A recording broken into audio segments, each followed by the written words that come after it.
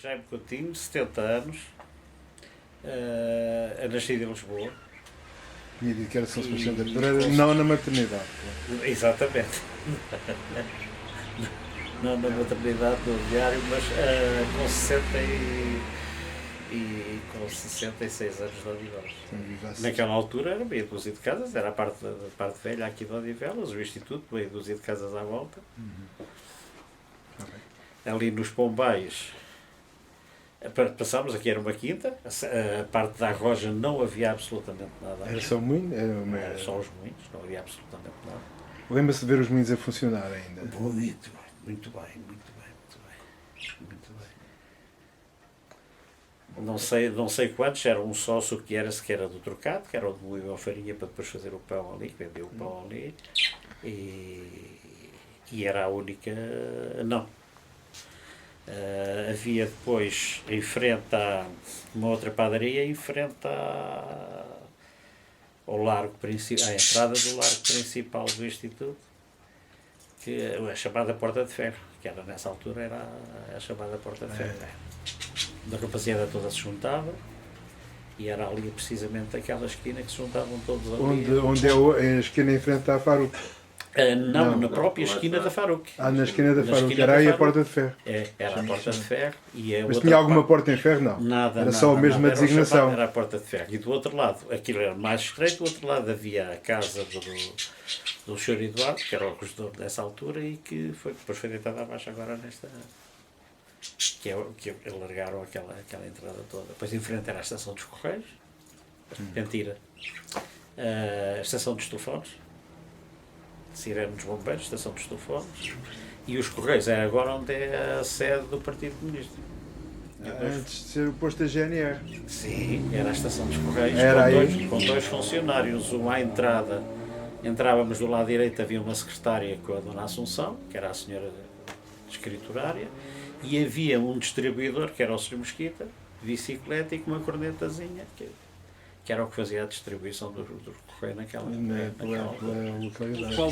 Qual o seu trabalho, como estava a referir, e o do Sr. Rezende? Atender os clientes, tomar nota das respectivas feitios e datas e coisas assim do género. Depois a parte do Manuel, é o corte, a prova, as provas, aliás. Depois, quando havia pessoal que trabalhava, tivemos aí cerca de 6, 7, 8 mulheres a trabalhar. Depois era um trabalho que não era feito pelas costureiras, evidentemente, e ainda hoje está mais ou menos dividido assim. Embora ele, agora com os achaques que tem, está um bocadinho mais a trabalhar a meio gás, mas não há dúvida que continua sempre dentro deste quer dizer, o alfaiate, o mestre. É ele, eu costumo dizer que não, eu sou contra o mestre, porque estou sempre contra as ideias dele, quanto mais não seja só para discordar. Consegue-nos dizer também como é que chegou a esta profissão, a este gosto? Não havia outra coisa na minha terra, era isto. Quem quisesse sair do campo ia aprender alfaiate. Foi o que eu fiz.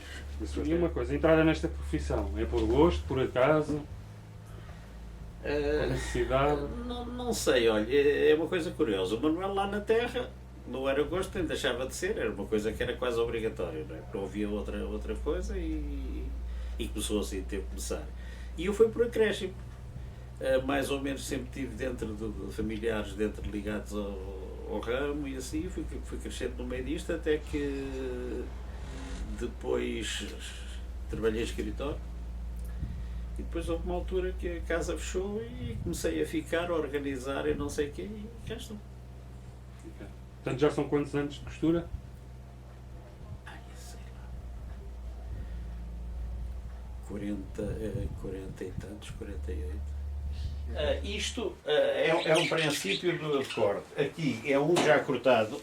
Eu não sei, para o vosso. O princípio de corte é feito nessa peça assim por interno, não é? Assim, exatamente.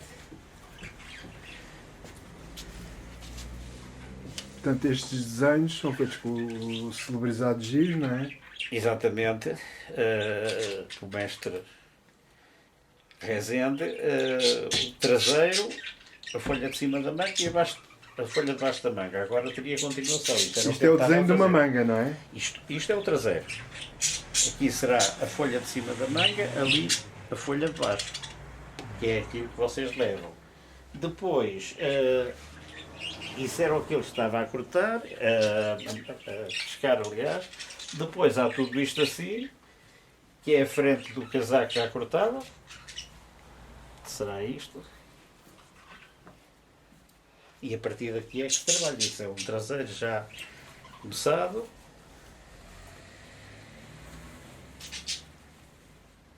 Portanto, isso é o traseiro. Já começado para provar, para a primeira prova. Isto é a frente, uma das frentes, o chamado quarto, depois falta o meio quarto e para aí fora. Isso, Cada pedaço da peça de tecido tem um nome, claro, nome. uma designação. Isto é os quartos, depois há uma parte aqui que é o meio quarto, depois que é o que vem pegar aqui com o traseiro, depois é as mangas e depois será a parte da calça toda.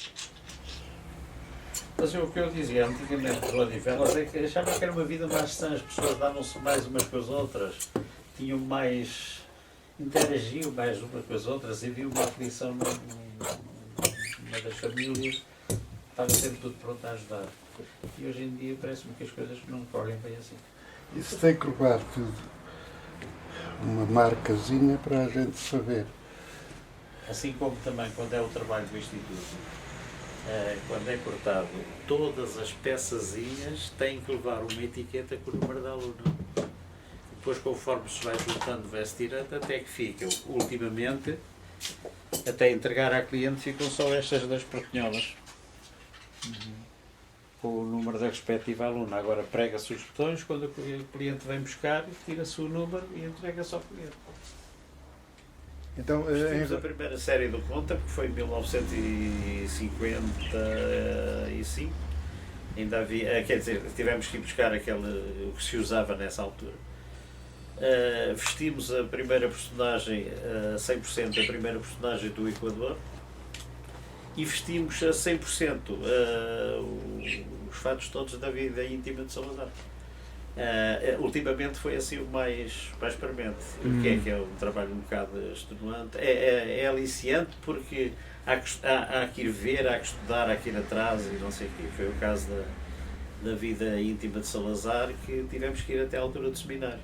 Ou por outra, a partir da altura do seminário para cá. Ver todos os fatos que usava, padronagem, tipos... E é o senhor que faz esse estudo todo? Junto com a Com a equipa. figurista. Ela traz a ideia e o todo, depois a partir daí a gente põe as nossas ideias também, procuramos. Tivemos que procurar padrões que se assemelhassem aos daquela altura, o que é um bocado difícil. E depois a ver o que foi o caso do Equador, o trabalho que aquilo teve, de broar aqueles fatos todos, aquelas coisas todas, e depois ver a imagem que apresentam deles. Tem que ser machucado, tem que ser dado a ideia do usado já e não sei o quê. Fica-se assim um bocadinho desiludido. Mas de qualquer forma dá muito gozo. Nunca pensou fazer escola e abrir uma coisinha em Londres, por exemplo? Não. Sente-se bem aqui neste seu pequeno cantinho, mas de facto daqui emana para... Hoje arrependo-me. Tivemos grandes oportunidades e rejeitámos sempre.